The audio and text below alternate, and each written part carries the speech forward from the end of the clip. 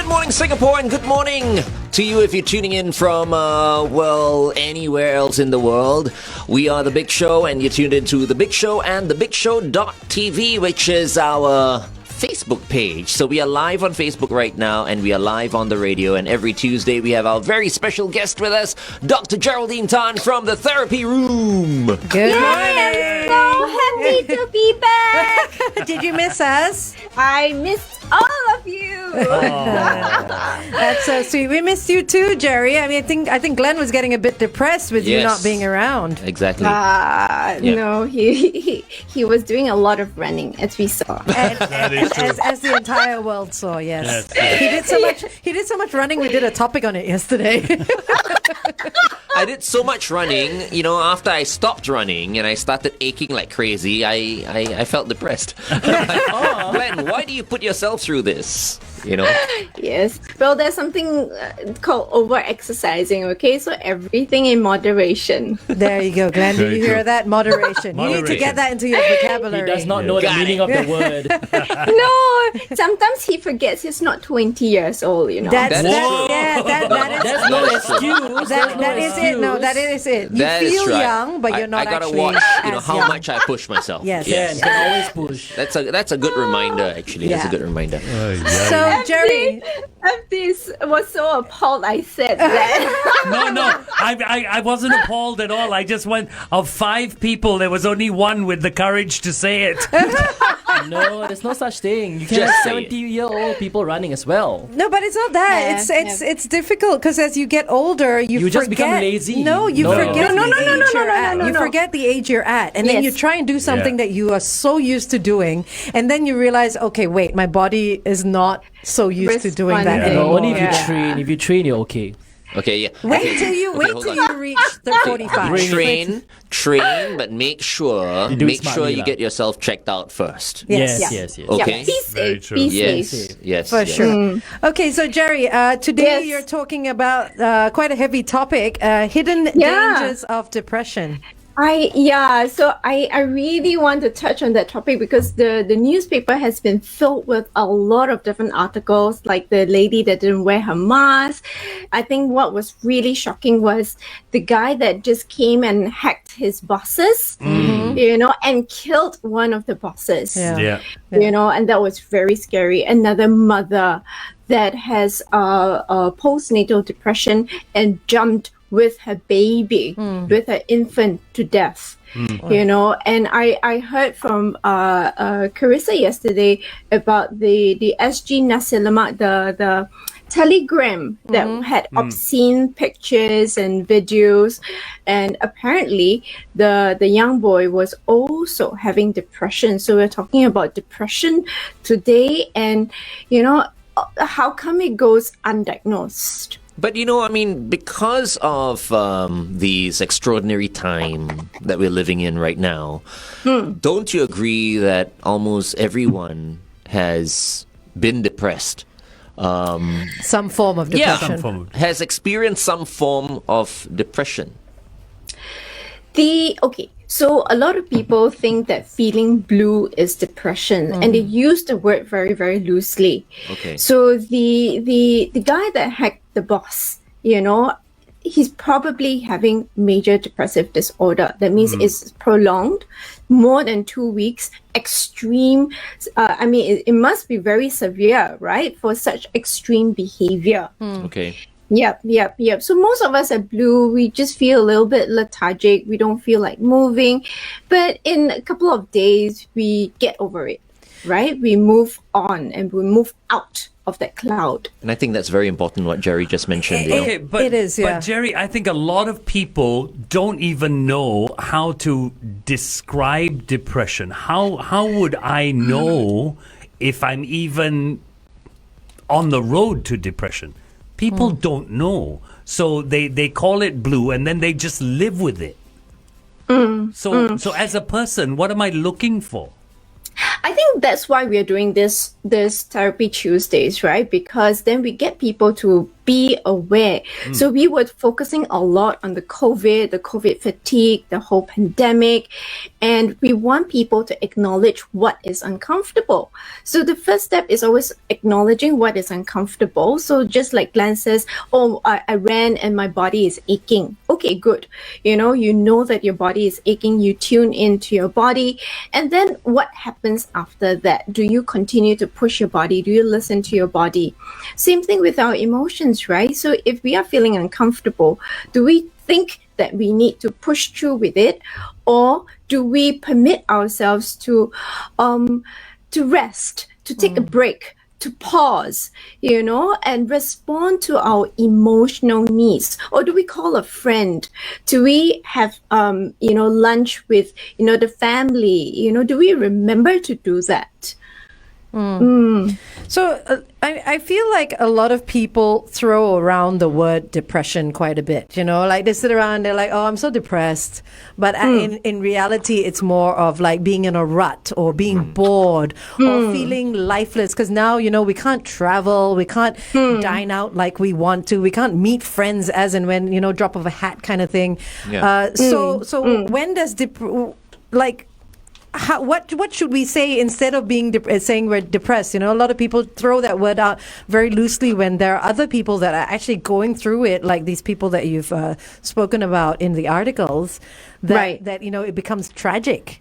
Right. I like the fact that, you kind of mentioned a couple of things. One, restlessness, another one, boredom. So a lot of people mistake these two as, oh, I'm feeling so down. So I was just having a session with one of the clients yesterday, and he was like, oh, I have to give up my passion. So I love antique cars, but we cannot meet anymore. So he didn't give, the group didn't give themselves options, because they didn't look at what other timings that they could meet up, or if they can meet up one-on-one, so usually they'll meet at night and they'll talk late into the night. But when the whole developmental stages go, you start working, everybody gets married, maybe it's not possible and you need to adjust the time. But they are very rigid and they stick with, oh, I can only do this at this time. Now, what you do is you imprison yourself into one thing and one way only. And then you get upset about it. Okay. Yeah, so it's giving yourself options. We're getting some therapy from Dr. Geraldine Tan from the therapy room. Up next, Jennifer Page. Here's Crush. We are live on thebigshow.tv. It could be your exams. It could be a project. It could be a very, very big letdown. Okay, so that's situation. Or situation, you've lost your job, is also a situation, and it's usually a negative event that causes it. Okay, so that's one. So people can start identifying with it now. Yeah. Second one, biological. That means genetically there's you're already predisposed, or there is an imbalance in the chemicals in your body. I like the fact that Angel is like very diligently writing all this down. everything down. I need to take notes for future. Got exam, is it? Yes. I don't know. And then, so that's biological. The third one is psychological. Psychological are most commonly talked about. So those are the negative thinking, very distorted thinking. It causes your emotions to kind of warp, because your thoughts are a little bit warped. You see things and you perceive things a little bit differently, usually negatively, right? And then the last one is existential. Now, existential is the very interesting one, and is usually caused by most of the time positive. What do I mean? We have plenty of CEOs coming here and say, I've got there, I've got to where I want to get to. How come I'm not happy? You've got the mother saying, oh, I see my baby, my newborn baby, I should be happy, right? but everybody say I should be happy, but I'm not happy. Okay, so there's all these questions, very existential questions about, what did I work so hard for? What is my life worth? And I've reached my goal, but how come I'm still not happy? Yeah. So, it's depression hereditary? It can be. So when we do like the family history or background checks, the more family members that have depression, you are more susceptible. Is it because to you're having exposed? You're depression. exposed to family members who are depressed all the time, so it kind of like rubs off on you, right? The I mean, negativity, yeah. it's possible, right? Or are you born with that I don't think chemical there's such a imbalance? thing. Is there such a thing? People talk about chemical imbalances and all that, but I don't know about that. Well, I always say the stars must align. That means all the factors have to be conducive for the disorder to kind of present itself. Yeah. When you speak about biological, does that also include postnatal depression? Yes, so does, postnatal depression is also biological. And it hits. So a lot of mothers don't realize that. They think that it is all part of that journey. So this mother, or the news article that came out, right, where the mother and baby, the mother I think threw the baby over and then jumped after. She in the article it was saying that she was in her recording was telling the husband, oh, I should not have had the baby, I'm not good enough. And it is, you cannot kind of rationalize with that thought. It's just how they feel at that point in time. Yeah, but they need a lot of love, they need a lot of care, they need a lot of just sitting there listening. And at that point, if only someone can step in. Yeah. I'd like- No, go I ahead. did that deliberately because I saw you putting your hand up. He had his For a hand while, up for for a a while. long time. I think I just come in and mess with that beam. There you go. for a Okay, little bit. go ahead. Trying to lead me into depression. I want to go to the existential part of it. You mentioned self-worth. I Yes. think in the fragile context of Singapore, a lot of people have issues with self-worth for many reasons, not just work, but even the way their families are turning out. Yeah. Is that true? In what sense? Sorry, maybe I understood you wrongly. Okay, marriages don't quite go the way that you want them to go. Children don't quite come out the way you want them to come out as teenagers and as adults. And that then falls back on my self-worth. What did I do wrong? Why wasn't I able to make this happen? I think that falls into the expectation, what their expectations are, and how they had envisioned life to be. So when they say that, they feel that things are out of their control, which is true. Things are out of their control, but if they step back, things are not that bad. They're just not 10 to seconds. their expectations. Okay, stand by. We're going back on air, okay? We're talking to Dr. Geraldine Tan. And if you're listening to us right now and you're feeling really, really tired, fading like a flower, not feeling too good, you're probably having the blues. You're not depressed. That is Yes. something that we want to make very clear. That's correct. Because today we're talking about the hidden dangers of depression and how not to loosely throw around that word because it's a Yeah. very serious word. Dr. Jerry, you were talking about the 4 different types of depression: situational, biological, psychological, and existential. But with the Yep. situational one, is that something that more people are going through with now because of COVID-19? Yes, so it is very prolonged, and a lot of people don't recognize that they are reacting to the entire pandemic situation. So it is, we get more people coming. So the center is really, flooded with people coming in who are very anxious, and they say, I've never had this before. I've always dealt with anything that comes my way very well, but they're having issues at work. They're finding it very dreadful to go to work. They're having issues with relationship, more tension, because everyone is cooped up. Everyone is like not at each other's throat, so that's why they can't put a finger on it. It's just a little bit more irritable, get out of my space, you're coming in too often.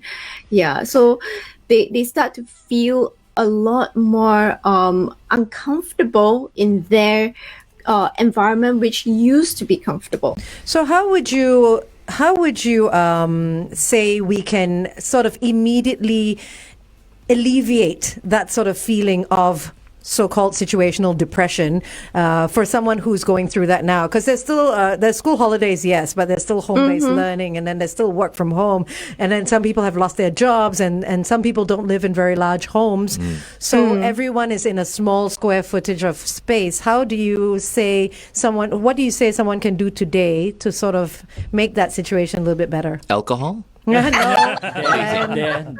That's always Glenn's solution. No alcohol. No alcohol. Alcohol is a downer, so no. Okay. No alcohol. No alcohol, no use of substances, please. So one, I think recap, right? We power down, or we shut down the computer, and we power up in the morning. So I can't imagine how many people don't do that. Okay. We have a designated space to do our work. We don't do on the bed, on the floor, at the dining table, in the living room. No, we don't travel around the house. We have one designated space to do. And I think someone was asking when I put up the infographic, why not the bed? Now, the bed is for rest. The bed is for sleeping. So please keep it sacred like that. The bed is for... But We are a family show here. Okay. But we tend to forget also that some people don't have a choice. Their space is so small. There is no space for a desk or anything else. We call that hot desking at home. So, I mean, if it comes to the fact of, working out of your bed because that's the only space, you have too many people in the house and that's the only space, I'm sure there are other ways that, we can power down our minds as well, right?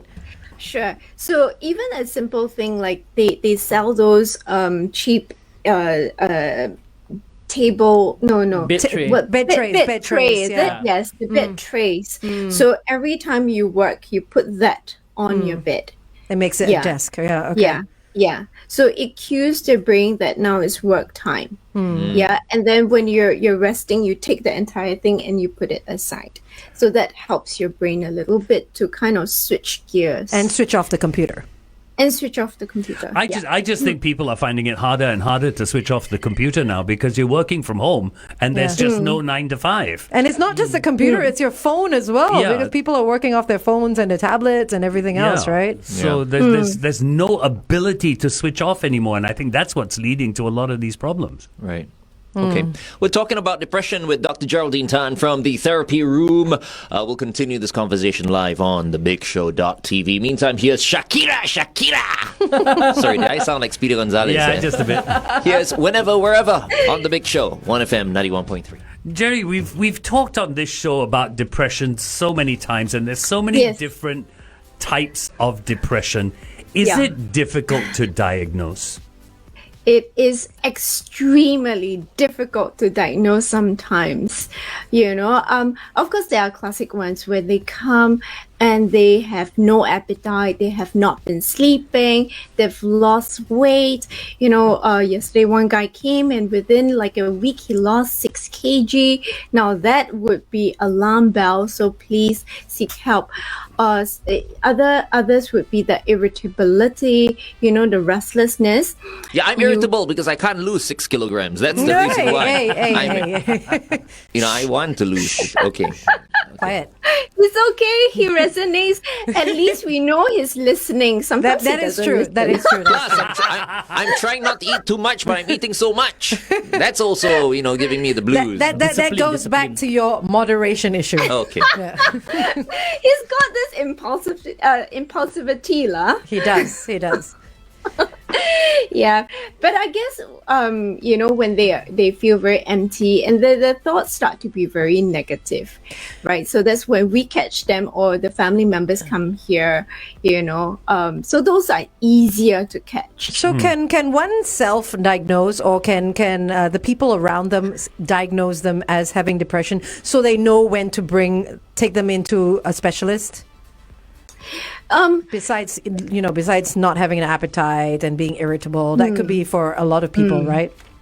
I think more and more people are starting to be aware of what the different doctors' roles are, and I really appreciate it when they just say, "Oh, I just need someone to check in, or just chat with my child," and then we can do the diagnosis, because sometimes it's just a bad patch that we just need to write and just go over the hump. But sometimes it's a little bit more and we want to dig a little bit deeper, so at least we can catch it when we're in session. But I would be cautious for the public to just diagnose each other, just point to each other and say, "You've got depression." No, I think, if you notice someone is feeling uncomfortable, do all the different activities first. Drag the person out, have a meal with the person, give the person a hug. Just check in, call the person, and text a little bit more. These are things that we can do, and if you notice them pulling away, then that's where alarm bells should ring, and then drag them out to see someone. Okay, so for someone who has been diagnosed with depression, how do we behave around them? How do we treat them? What do we say? You treat them normally, treat them normally, treat them as, and just be careful with what you say. Sometimes it's not helpful and say, get over it. It really doesn't help them, right? Or to tell them, it's not a big deal. It's just like that. Things are just like that. You just have to live with it. And they're struggling already, and live with it. It's just not. It's not helpful at all. How about giving them money? Because some people they're feeling down and depressed because of money. Because of money. I agree, because a lot of depressive states or situations at home stem from the root of not having money. Yeah. Because when there is not enough money in a household, yes, people tend to get irritable. People tend to get angry because you can't pay bills. You can't meet certain requirements, and then situations start, and then everybody starts blaming and stuff like that. So Glenn's? I feel it's a valid question. When you get a check, you feel kind of happy. Oh, at least that's alleviated. On payday, most people are happier than on other days. I agree. Yeah. So it's a very good question. The first I was like, huh? But I see where you're coming from. So giving money is only a stopgap measure, right? Some people, you'll be surprised, they feel very embarrassed. So you give them another emotion to have, because they are already feeling out of control. Depression, you just feel you have no control over your environment, right? You give them money, your external source giving them money, they're not earning money themselves. So they still have no control. So they may even feel more out of control than, before you gave them money, because now they feel more useless, they feel more helpless, they feel more worthless. Yeah. This is where you get the situation of, why the hell are you doing this? I'm not a charity case. Yeah, but you see, nobody has ever done an experiment. So I'm suggesting that you do an experiment with your some of your clients over there. What do you she do an experiment? And then she can see the reaction, you see. So when someone comes up to you, Jerry, try to get you to diagnose if, they are suffering from depression, just give them a $50 note and then see whether they're... Yeah, just go and claim from Glenn. Good idea, Jerry. But that's interesting. Amongst the cases that you've seen for depression, does their financial situation come into play at all? Okay, because the clientele that comes to me is somewhat different. So although financial might be one of the complaints or issues that they might have, it's not the only issue. Yeah, so there are more issues than just financial. Okay. And speaking of financial issues, if someone can't afford a psychiatrist, where can they go to get help? There are many different agencies now, so they can go to IMH SOS, they can go to CHAT, which is for the younger, younger population, and they have free consultation. I think because of the whole COVID situation, there's a one-site community spearheaded by Singapore Psychological Society, and some of us have reduced our fees. Some of us have, so you can go to the website and see. So you get a psychologist, and some of us do give pro bono sessions. What's it called again? Yeah. You said? One Site Society. One So Site just Society. just go to Singapore Psychological Society website, and then you can get the list of all the different psychologists. Okay. Okay, stand by. We're going back on air. Good morning and welcome to The Big Show and thebigshow.tv. Our guest for this morning is Dr. Geraldine Tan from the therapy room. We're talking about depression today and, how you can tell if you're feeling depressed or whether it's just, you feeling blue because there is a difference. Yeah. Sometimes, when you think that you're depressed, you get even more blue. So Bluer. you get bluer, Yeah. right? And that doesn't help. Is there ever a situation where things escalate and get worse because I think you mentioned this earlier on. People who are thinking negative thoughts all the time. Yes. Yeah. Yes. How do you get all those negative thoughts out of your head? Okay, so we do cognitive behavioral therapy, and then we work on the thinking processes and work with them. If it's really, really bad, then we really need the medication to help to balance the chemicals first before we can even speak with them, because sometimes they are all clouded and we cannot speak with them. Yeah, but I actually, as we were talking, I suddenly have this case which I do want to kind of highlight, because sometimes it's very difficult to catch. So earlier I was saying that it's very tough to catch those that want to hide their disorder, or those that are unaware of their disorder. And I think the case I have in mind was this person was very determined to die. So some people are very determined to die, and they plan. And this particular case was handled by a social service agency as well as the ministry. So there was a team of people looking after the case, and the set of husband and wife were going through a divorce with a 2-year-old child. So this, I think, was a case a number of years ago already. But I was doing supervision, and this case came up again. And so the worker actually spoke with the father, and there was no indication whatsoever. Okay, and then a week later, the news article comes out that the father had killed himself and killed the 2-year-old. Oh no. And my heart goes out to the mother who had to walk in because the father didn't return the baby, and she had to walk in on her purple baby. Oh no. Because the baby was strangled. And he stabbed himself, so there was a pool of blood. I remember this case, yeah. Yeah, and I cannot imagine how much the father must have felt, and how pushed to a corner he must have felt, asking himself all the existential questions like, I've done all the right things, what's happening to my life, what's going on, and to have that courage. You need courage to die, So for those that call people that commit suicide weaklings, you actually need a lot of courage to go through that.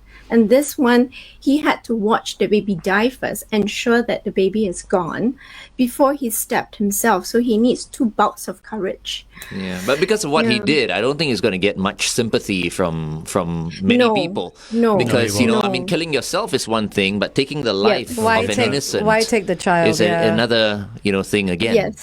Yes. Jerry, I want to ask you a question. I know there are a lot of parents out there who have kids who go through this, and I want to know whether it is a sign of depression. Self-mutilation.